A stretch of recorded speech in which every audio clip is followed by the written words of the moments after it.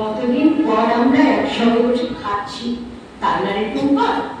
কবে থেকে বলে যাচ্ছি একবার আয় আয়, তোরা শুনলেই হয় না। মাংসটা তুই রেঁধেছিস? ও দারুণ হয়েছে রে। না না, আমি না, পরি বেঁধেছে।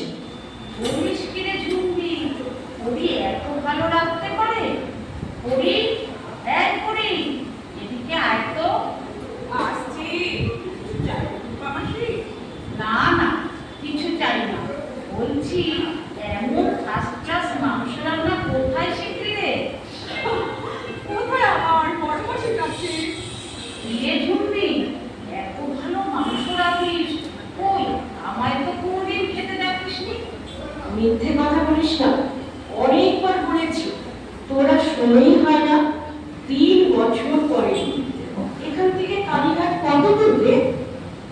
একবার আসা যায় না? সত্যি রে ঝুমকি, কিছুতেই আশা হচ্ছিল না। আমি তো চিরকালের পুরে, তুই তো ভালো করেই জানিস।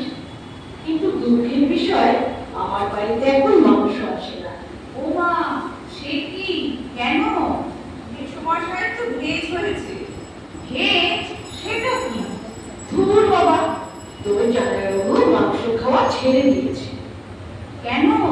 কিসের দুঃখে? না রে বাবা, ওসব কিছু না, উনি আমিষ খাওয়া ছেড়ে দিয়েছে 2 বছরে। তুইও? না না, বড় মাসি হঠাৎ বলে দিয়েছে আমি বাবা ওই ভেজের লোক নই, আমি মাছ ছাড়া খেতে পারবো না।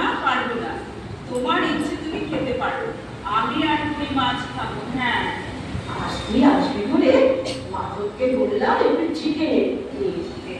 আমি তো জানি তুই চিকেনই ভালোবাসিস, পুরীকে বললাম রান্না করতে।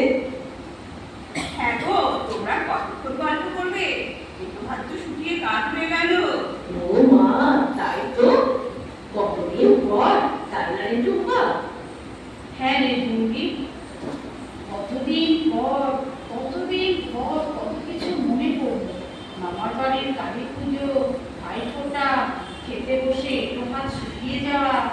ওগো, তোমরা কতক্ষণ বসে বসে গল্প করবে? রাত 12টা বাজে, আমার ঘুম পায় না বুঝি? তা তুই শুনে যা না, তোকে কি আমরা বারণ করেছি? বাহ, এটা বাসনটা নিয়ে যাবো না?